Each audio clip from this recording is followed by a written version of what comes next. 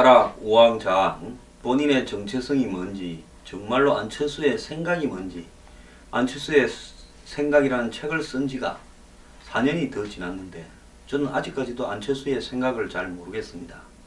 오늘 국민의당의 대표 자격으로 비교섭단체 대표 연설을 했습니다. 안철수 대표가요. 정부가 갑작스럽게 개성공단 가동 중단 조치를 취한 것은 전략적으로도 국익에도 도움이 되지 않는 선택이다. 이래 말했어요. 결국 개성공단 조업 중단 조치가 궁극적으로 북한의 핵과 미사일을 저지하는 데 얼마나 효과가 있겠는지 의문이다. 이래 이야기도 했습니다. 그는 우리 국가와 기업의 경제적인 손실만 초래하는 결과를 가져오지 않을까 우려된다면서 박근혜 대통령은 개성공단 폐쇄 문제를 다시 생각해야 된다. 이래 말했습니다. 또 통일 대박론에 대해서도 또 비판적인 입장을 견지했다는데요. 국민이 원하는 것은 한반도의 안정이며 점진적인 통일이다. 급격한 변화와 통일은 대박이 아니라 재앙이 될 거라는 걸 국민들이 알고 있다. 참 자기는 아무 말 안 하고 있다가 저도 박 대통령이 통일 대박이라고 말한 건 잘한 건 아니라고 보는데 그때는 아무 말도 안 하고 있다가 이제 와가지고 이런 말 하는 것도 참 얄밉습니다. 일관성 있는 대북 정책을 견지해야 된다. 우리는 튼튼한 안보의 토대 위에서 과정으로서 통일을 추구해 가야 된다.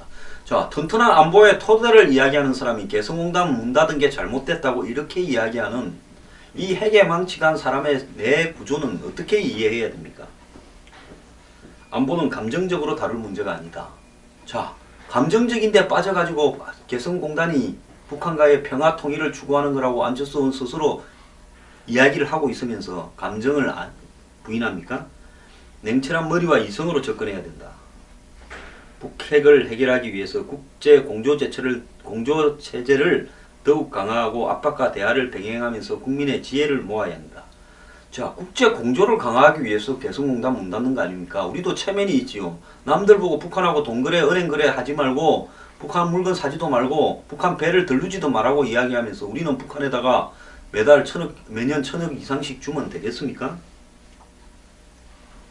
자, 그는 또 개성공단에 대해서 이념적 접근이 아닌 실용적 접근이 필요하다면서 정부가 갑작스럽게 개성공단 가동 중단 조치를 취한 것은 전략적으로 도움이 안 된다. 이렇게 이야기했습니다.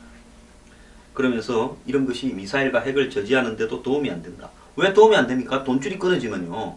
계속 실험을 하는데 계속 돈이 들어오면 안심하고 계속 실험할 수 있겠지만 더 이상 돈이 들어오지 않으면 실험을 하는 걸 좀 꺼려지지 않겠습니까? 화수문 같은 돈이 계속 안 들어오는데 지 생돈으로 핵과 미사일 개발하려 해보세요. 그래서 북한 식당에 밥 먹으러도 가지 말자는 거 아닙니까? 또 그는요, 한반도의 평화와 안보를 위해서 독자적인 방어체계를 구축해야 된다면서 북한의 미사일에 맞서 우리 군의 독자적인 미사일 방어체제가 필요하다는 확고한 입장을 가지고 있다. 자, 이제 미국의 MD가 아니라 한국형 미사일 방어체제, 즉 KAMD 하자고 또 그 이야기 하고 있습니다. 야당이 흔히 하는 이야기예요. 우리가요, 솔직히 사드처럼 독자적인 미사일 방어체계를 갖출 만한 능력이나 장비나 기술이 됩니까? 정말 웃기고 자빠졌습니다.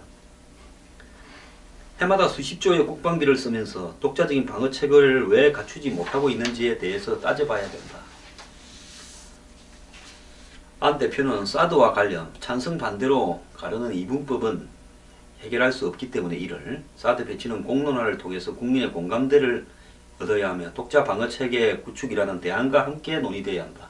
자, 사드를 하게 되면 미국형 MD에 들어가는 거고 그 다음에 한국형 독자 방어체계라는 것은 사드를 염두에 두지 않고 사드를 안 하려고 우리 군이 핑계를 대어서 시간 끌어보려고 한 게 한국형 독자 미사일 방어체계죠.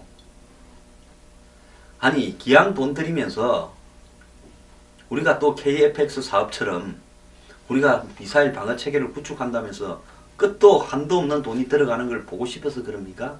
뭘 좀 알고 떠드는 겁니까? 그리고 독자적인 핵개발 주장에 대해서는 단호히 반대하면서 중국 군비 확장과 동북아시아의 군사 긴장을 가져올 거다. 참 대책 없는 주장이고 경제에도 악영향을 미칠 거다. 이래 이야기를 했습니다.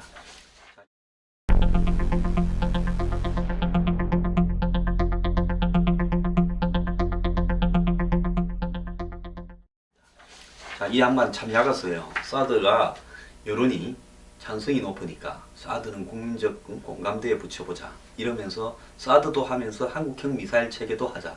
아니 사드 하면 한국형 미사일 체제는 사드보다 훨씬 원시적인 단계이기 때문에 필요가 없는 거고, 사드 하면 사드 가는 거고, 한국형 미사일은 사드 안 할 때 하는 거고, 그런 것이지 두 개를 다 해요? 참 기가 찹니다. 안노는요, 제가 볼 때 절대로 정치에서 성공할 수 없고 머지않아서 퇴출될 거라고 봅니다. 그리고 이 양반이요, 이 체제 붕괴론이나 북한, 김종인의 북한 괴멸론에 대해서도 급격한 변화와 통일은 대박이 아니라 재앙이 된다면서 북한 괴멸을 반대하는 모양입니다. 아니 북한이 스스로 망한다는데 그걸 뭘 반대합니까? 스스로 망하면 망하는 거지요. 북한이 망할 때 아니면은 안 망하게 떠받치고 있을 겁니까? 왜 그래야 되는데요? 정치 하려 그러면요, 정말 이 외교, 안보, 사회, 경제, 복지, 뭐 문화 다양한 분야에서 시험 좀 쳐가지고 합격한 사람만 정치했으면 좋겠습니다. 이 양반 머리는 좋은지 모르겠는데요, 감성 지수나 공감 지수가 제가 볼 때는 거의 제로에 가깝습니다. 그러다 보니까 대변인이, 수석 대변인은 이희호 여사 갔을 때 치료비 보태서라 돈 준 것까지 녹취했다가 오리발 내밀고 시침이 뚝 대면서 공개했다가 문제가 생기니까 네가 집에 가라 해서 사표 내고 갔고요. 그 밑에 있는 5급 보좌관 한 명은 어제 성호 사설까지 들미기면서 간언을 좀 들으라 하면서 또 죄를 뿌리고 갔죠. 그 방에 7명밖에 없는데 보좌관 비서가 뭐 기사까지 포함해서 2명이 벌써 떠났습니다. 본인이 국민을 설득하려 하지 말고 자기 방에 있는 보좌관이나 비서관부터 좀 설득하고 소통해야 되는 거 아닙니까? 그리고 이 양반이 오늘도 공정성장론 이야기하면서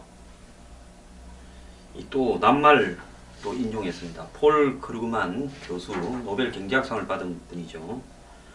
경제적 양극화 때문에 정치가 양극화되는 것이 아니라 정치적 양극화 때문에 경제적 양극화가 된다는 말을 인용하면서 여야가 양극단으로 기울고 지지자들의 목소리만 대변하기 때문에 이 분열이 되면서 경제도 양극화되고 있다. 그래서 독점의 낡은 판을 깨겠다. 또 이야기했는데요.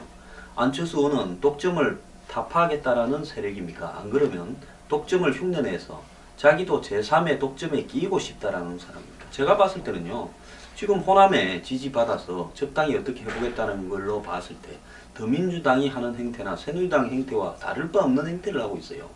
이 사람이 지역 구도를 극복하기 위해서, 이념 구도를 극복하기 위해서 애를 씁니까? 지역 이념 구도에 그대로 편성하고 세대 갈등 구조에 그대로 편성하지 않습니까? 그러면요, 이스나 독점이 2개가 나눠먹는데 나도 끼어들어서 양대 독점을 3명이 나눠먹는 가정으로 하자라는 것밖에 더 됩니까? 내용이 새로워야 독점을 타파하는 거지요. 똑같은 내용을 가지고 지금 보세요. 나눠먹자면서 어떻게 이게 독점을 타파하는 겁니까? 지금 이 양반이 개성공단이나 사드나 이런 문제에 대해서 이야기하는 걸 보면, 북의 핵과 미사일에 대해서 북한을 세게 질타하지 않는 부분부터 보면, 북한 붕괴에 반대하는 걸 보면 이 사람도 똑같이 독점인데, 독점에서 부스러기 얻어먹다가 아 이거는 안 되겠다 싶어서 나도 크게 먹자고 회사 하나 더 차린 것밖에 더 됩니까? 나갔어요. 벤처한 사람이라서 그런 거는 빠르네요.